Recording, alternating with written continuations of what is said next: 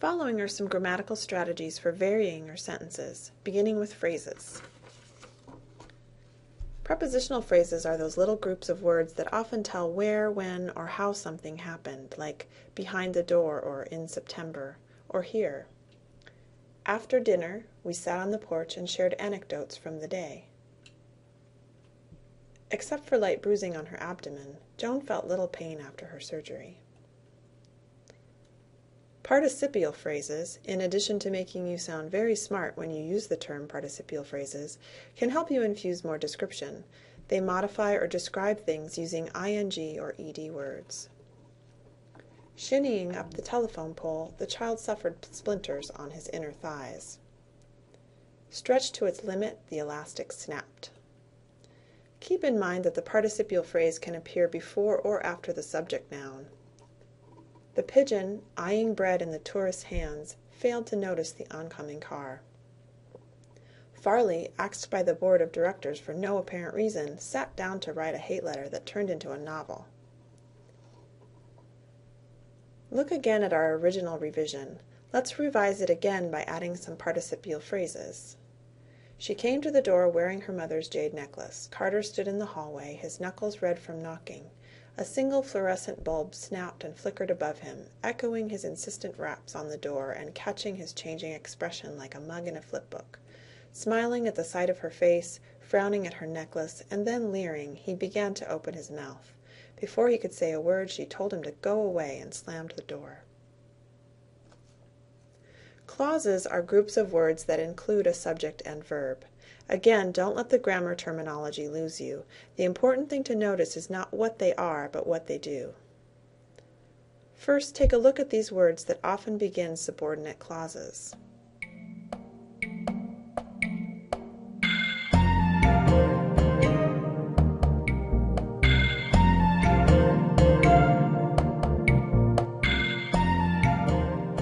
Now look at how you can use these words to start a clause that you can then attach to a main clause to make a complex sentence.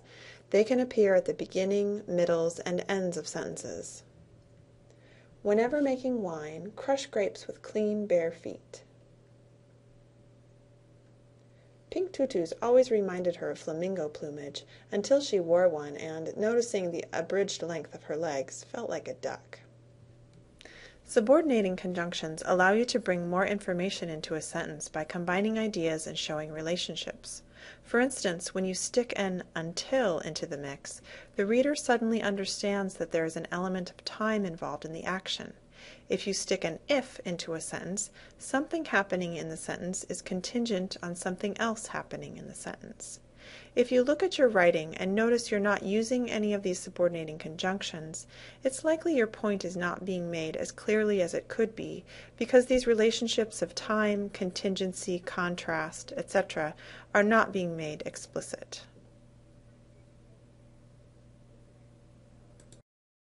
Here again is one of our revisions, but we threw in a subordinator. Although you're bound to see the night sky reduced to 20 nautical stars on as many forearms, look again, and from the neck or waistline cut of some fellow's ensemble, you'll glimpse the edges of a torso-length work of art.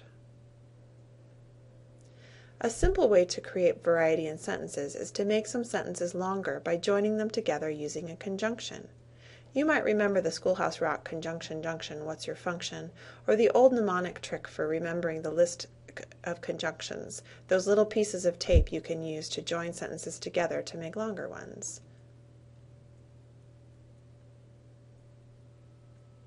Notice how what appears before and after the conjunctions could stand alone as sentences, but when you add them together with a comma and a conjunction, they become compound sentences. Jim manned the captain's wheel and Marlowe told stories to the crew. She usually keeps secrets, but she confessed everything when bribed with chocolate. Trust me, or I will leave. Jon Stewart skewered the pundit, for he was ballooning with hot, empty rhetoric and virtually begging to be punctured.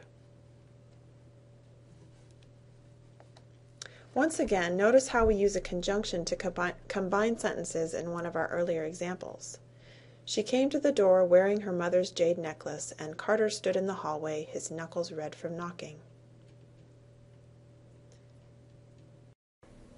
To reinforce how we use coordinating conjunctions, let's take a brief detour to conjunction junction.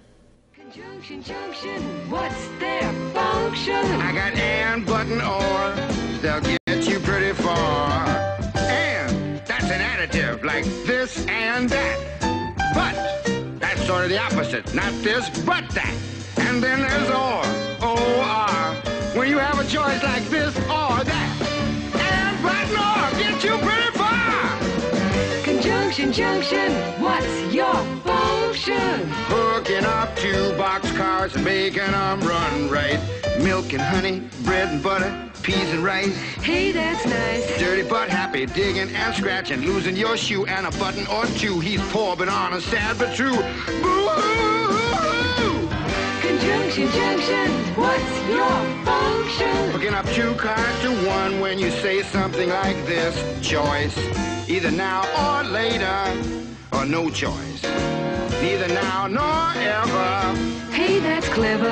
Eat this or that, grow thin or fat. Never mind, I wouldn't do that, I'm fat enough now. Conjunction junction, what's your function? Hooking up phrases and clauses that balance like. If conjunctions are tape, transitions are bridges and signposts. These words and phrases show the relationships between ideas the way subordinators do, but they also help a writer explain to the reader why one idea follows the next. Recognize these little guys? Here's a list of some common transition words and phrases.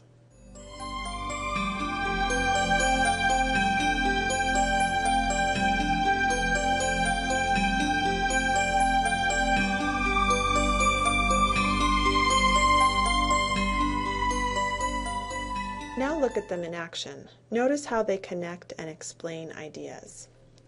My argument is not, as Mr. Williams suggests, purely speculative. On the contrary, I have 3 eyewitnesses who will place the defendant at the scene of the crime. Professor Baxter loathes the use of stock phrases in student essays. Moreover, he counts conjunctive adverbs, though they are essential for clarifying an essayist's intention, among the more frequently abused and therefore detestable grammatical structures. Ralphie received a Red Ryder air rifle for Christmas. As a result, and realizing his mother's prediction, he shot his eye out.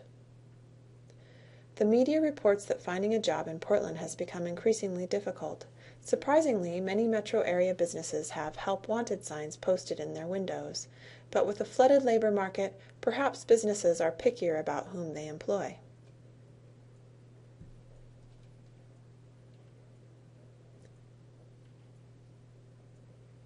Remember when we said patterns are good, but too much repetition can be boring? Well, patterns or repetitions of elements, when used purposely, can make your writing sound more streamlined as well as aesthetically pleasing. Here's an example where we use parallel structures in a list. Stumped by the crossword, discombobulated by the jumble, and spooked by the horoscope, Victor Malworth tossed the Times and flicked on the television. Detective Sue Cranford concluded that the suspect had lied, that her first instinct had been right, and that the case was blown.